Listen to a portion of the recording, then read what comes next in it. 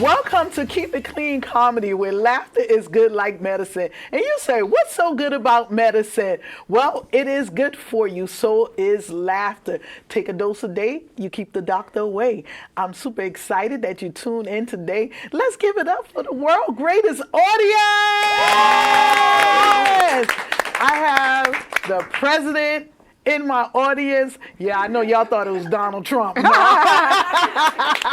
I got a black president in the audience, right? So this is kind of cool. And I have an awesome fellow comedian of mine. She's a star in my book, right? Her name is Kellz GotJokes. Let's welcome her to the set.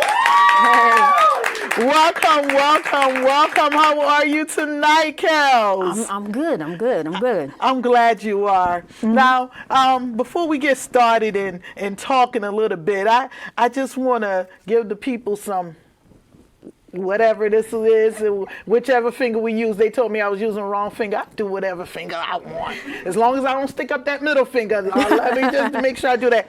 Well, I just want to tell y'all the story behind this dollar, right? All right. So, Kellz, I was at a comedy show with her last night. We was doing an open mic, all right? And the DJ is playing a song, Shake Your Booty for Jesus, or something like that. Mm-hmm. Shake your booty if you love Jesus, or whatever. And so that's my play song coming up, and I'm shaking and I'm shaking. I'm like, wait a minute. I don't shake no booty for free. I said, no.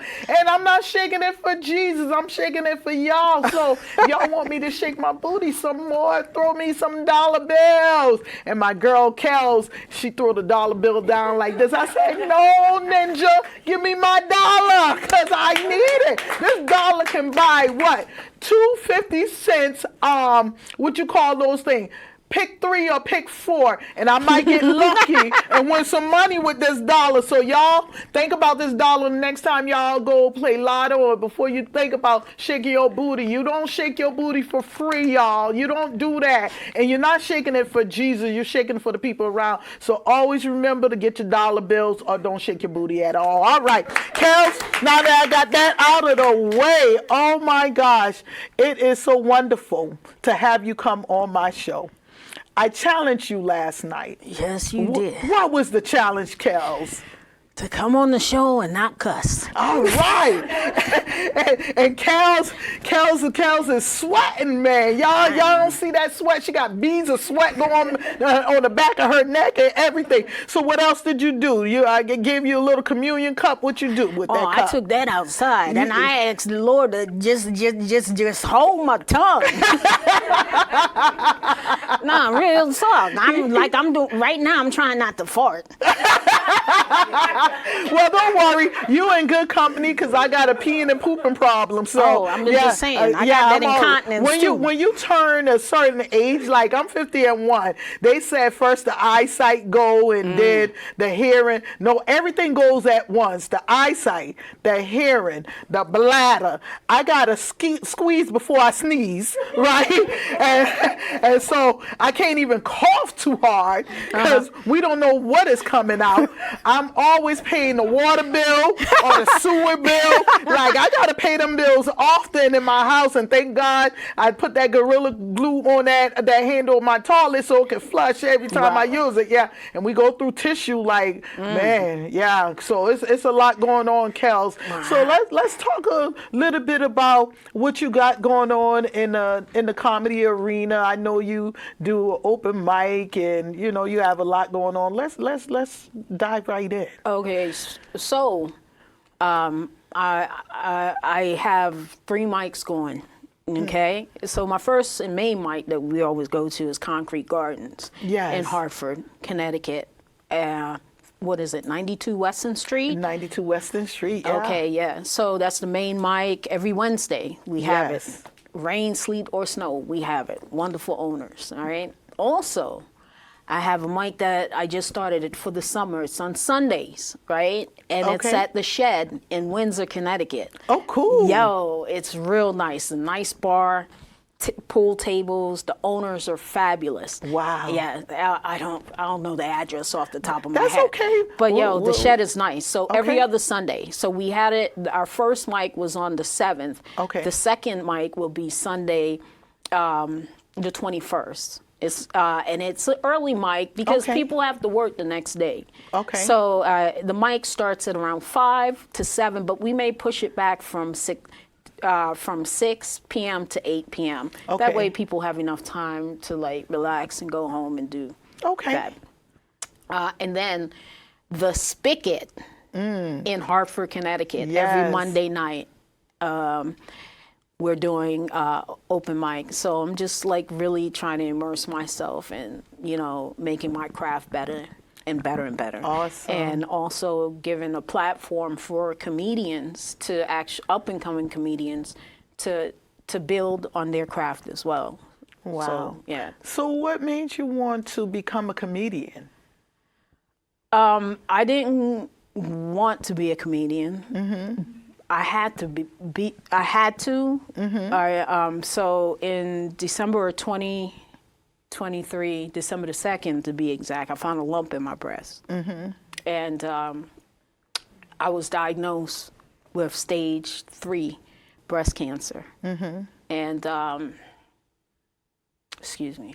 So after my diagnosis, I had to go through chemo. And chemo was very difficult. Not everybody bounce back from chemo. It was very, very hard on me, and I got heart damage from it, and I was so angry and so pissed. I gave up drinking. I was eating right. I stopped the alcohol. I stopped everything, and I was so upset. And then when my cardiologist told me, I never forgot, on August 29th, he said, we're going to see whether or not we can, repair the damage. He's going to send me to a specialist. I'm sorry. That's okay. And so I was so upset and angry. I was about to go crazy. Oh, thank you. I just rolled my nose in it before you even got it. I like snot.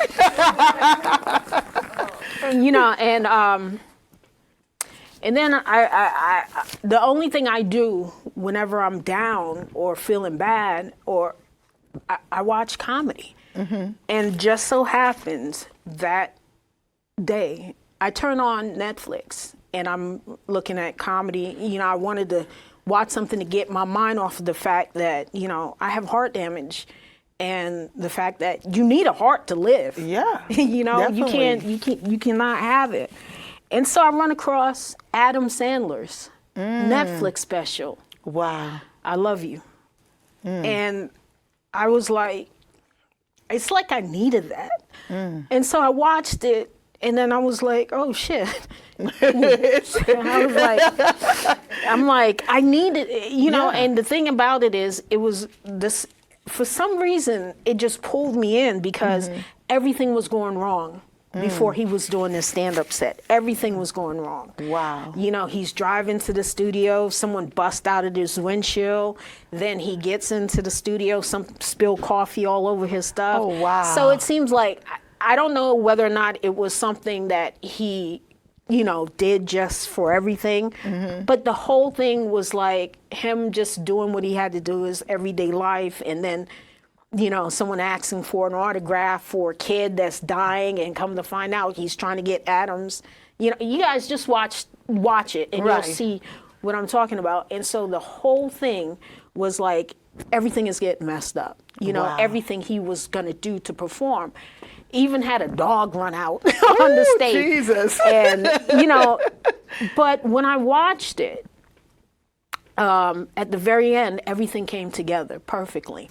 And it brought me back to childhood, because at the end, it was all these clips of all these comedians that was incorporated. And I remember childhood. I had a very hard childhood, and the only thing that really kept me sane was comedy.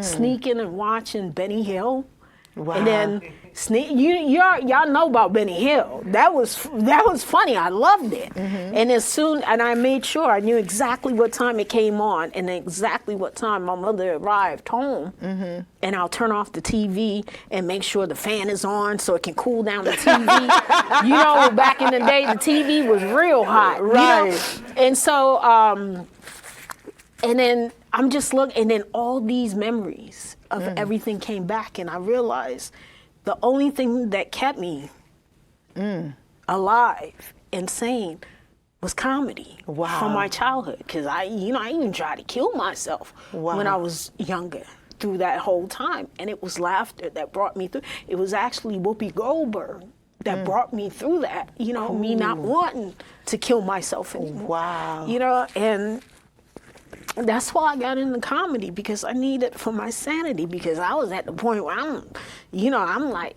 I'm about to go ham on people. You know what I'm saying? I'm about to do some stuff. Wow. I'm like, there's a thing where, you find out, like, boom.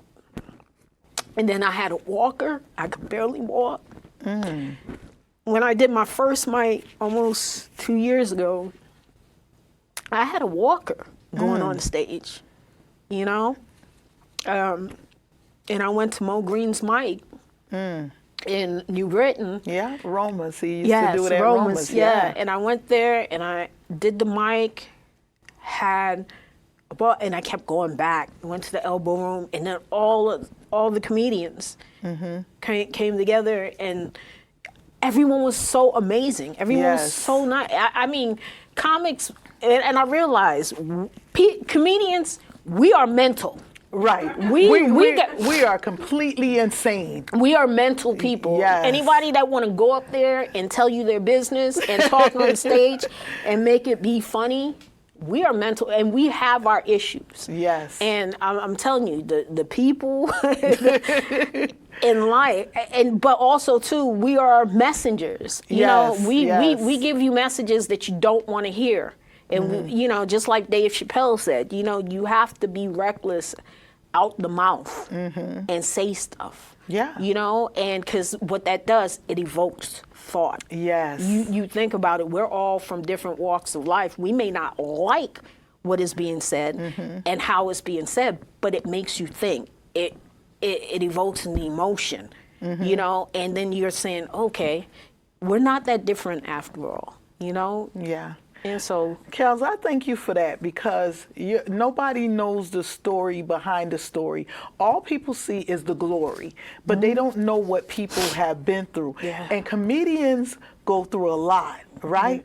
So we be starving. We are starving comedians, because we be trying to eat, and they be giving us like $5 to do a 30-minute set. And we be like, look, we on empty. We done drove all the way here from West Hell to get to heaven, and it's like, it is so much things that goes on. Now, Kellz, I must say to you that I am upset that you did start doing comedy with a walker. You want to know why? Why? Because most comedians that have a handicap or issue, they feel sorry for them, right? And they love the fact that you're up there with your walker. They love the fact that you limp, or you because it's an inspiration to everyone to see someone have an issue or have a prop that come up on stage. And most of the comedians that have that handicap, they are killing the game. And I tell you why I'm upset with you, because I was in this comedy contest online, right? And everything that could go wrong will go wrong, right? And like you said, now I'm with my cousin, rest her soul. She's going on to be with whoever. I don't know. I can't decide if she made it to heaven or hell or not. That's not my plight. I'm not Jesus. But I was with her, right? She was doing fine all of that time.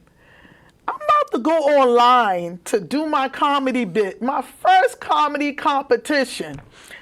Everything that could go wrong did go wrong. Oh, I can't breathe. I'm having problems. Girl, I can't do nothing for you. Let's call 911. So I called 911. The paramedics is there. I'm ready to sign online to do the show, and I'm like, oh my gosh, it's other comedians, and I said it'd be my luck that they'll make me go first as a female comic, and I got the paramedics here trying to get her out the house, and then now I gotta remember my spiel. So we're in the back room and we're talking. It's a guy that has, I think he had like MS, and he was like, he was telling us about his journey in the back room before we go forward, right? So I was like, okay, that's good, and I'm glad that you decided to do comedy. And he had a little twist in his voice, and his voice got higher, and so what do? They put the black chick on first. I did my bit, and I said, I know I did a slamming job. I really did good. I'm gonna win this $100, right? Girl, I just knew, and I needed that $100. I just knew I won the $100. He gets on. And he does his set. He has a high pitch. I know y'all wondering why I'm talking like this. We already know why you talking like that, sir, because you told us in the back room. Now it's the fans that's on the camera with us. And he's like, because I got MS, and he started naming his issues. He got that pity win. And in my prophetic mind, I said, girl, you just lost this battle, because his handicap is going to make him win. And sure enough, him and I was neck and neck. They chose him first. He won like by 2 points. I was so upset. I'm like, you know what? I said, from now on, when I go on stage, I'm going to come on stage with a limp. I'm going to start acting like something wrong. I'm like, crippled, do anything, right? Come with the props, right? And I'm like, but I love it when I see people. We have all types of comedians out there. One of our comedians, he comes on with a cane, and maybe he'll come on our show one day, and he deals with a lot of health issues. A lot of comedians, y'all, are dealing with health issues. So when we're out there trying to make y'all laugh, we trying to keep calm and keep ourselves, from just really sinking under. And I definitely had to get in comedy. Girl, it saved my life. And again, I just want to thank you. I thank you for gracing us with your presence. I want you quickly to shout out your Instagram and your Facebook for our viewing audience, and I want them to follow you. Oh, okay. So I'm at everything that I have on my platform is Kellz GotJokes. Okay. Everything on Instagram. It's Kellz. KELLZ _ GotJokes on Instagram, Facebook, my Gmail, everything is Kellz GotJokes. Okay. So they can reach out if they like. Okay. Well, y'all are in for a treat. Y'all just hold that dial. Stay tuned. You're watching Keeping It Clean, and we'll be right back.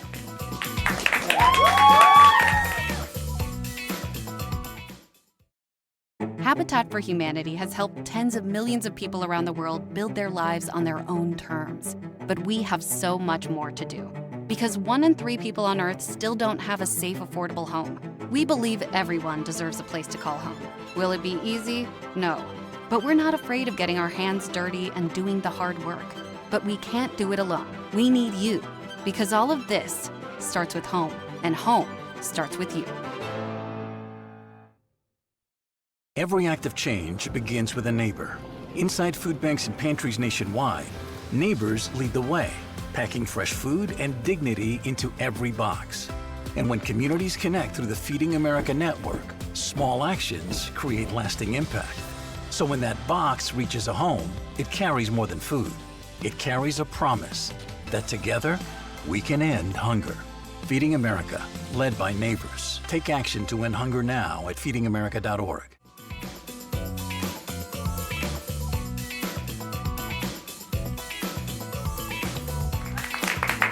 Welcome back to Keep It Clean Comedy. You guys are in for a treat. I want y'all to sit back, relax, fasten those seatbelts, And let's get over to my girl, Kellz GotJokes. How y'all doing tonight? Wow. Excitement. I have a question for y'all. How many of y'all eat boogers? Anybody ever tried them before? Nobody?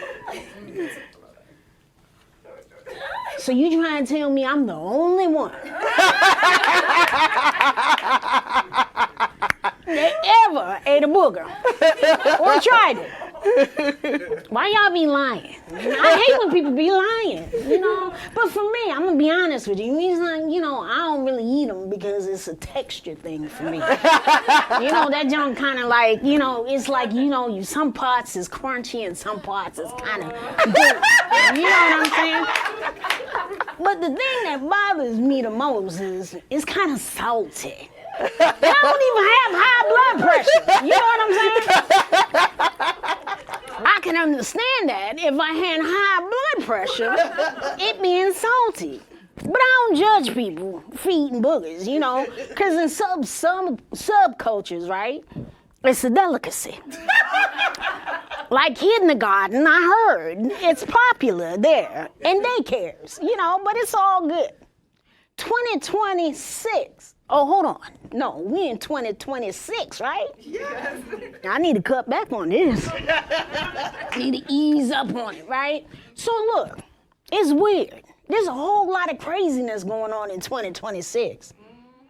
The biggest thing that I have a problem is big backs. You know what I'm saying? I know I'm a big back, but big backs be tripping. I hate, you know what? They need to stop justifying their big backness. You know what I'm saying? They come up and they'll say some stuff like, oh, it's baby fat. You 45.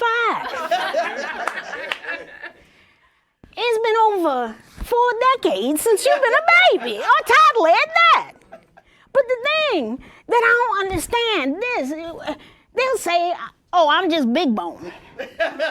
Anybody ever seen a big bone skeleton before? I ain't never seen it.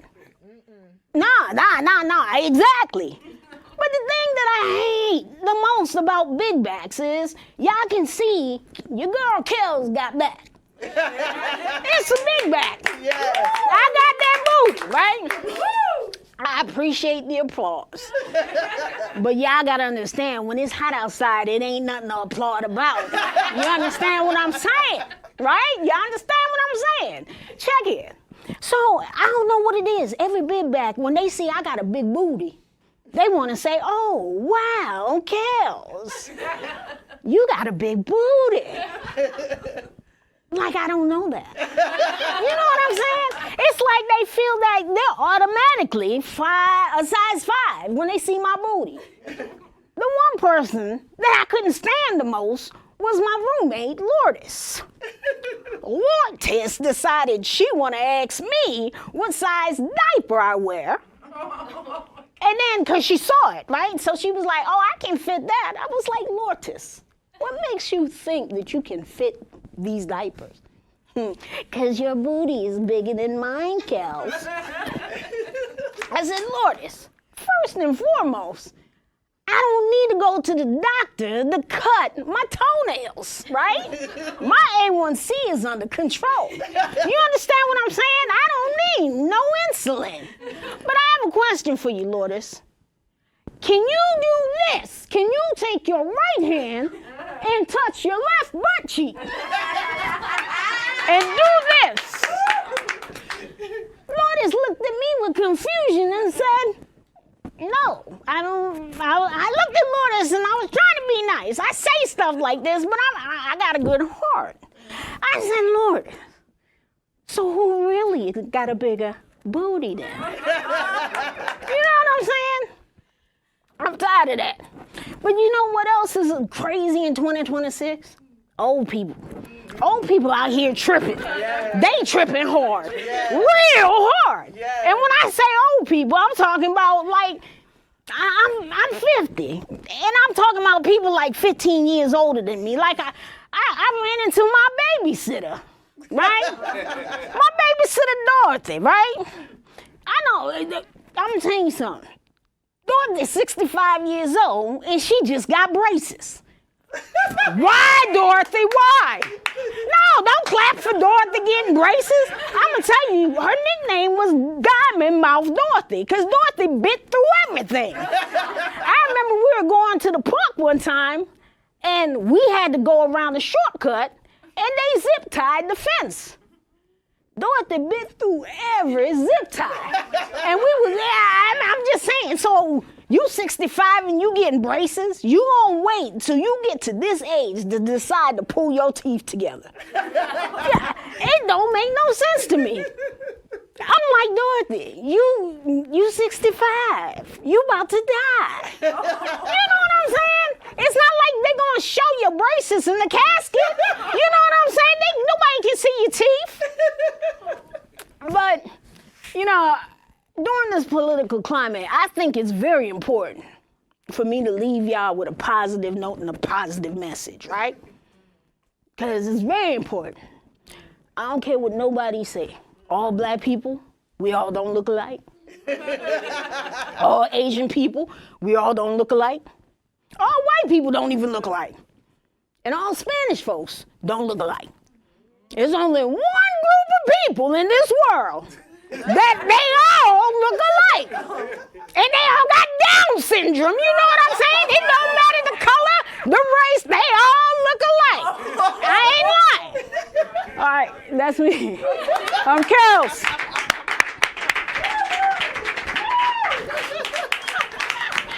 Y'all give it up one more time for my girl, Kellz.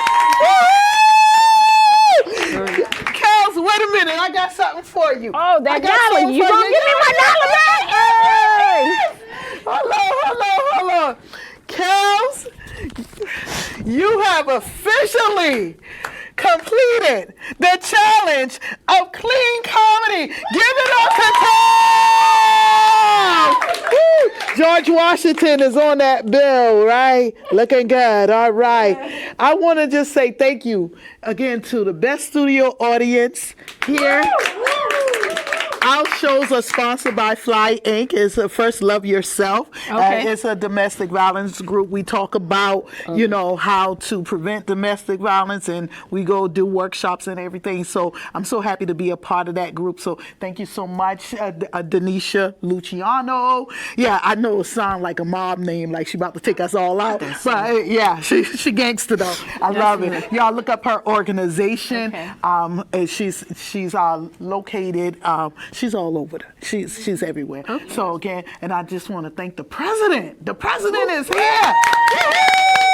President of. From the President's MC. The President's MC. Y'all look them up, okay? The show is sponsored by them too, and okay, awesome. yeah. I need to start collecting some dollars. I need a dollar bill. But thank you all for tuning in to that series. Y'all like this outfit? Hey!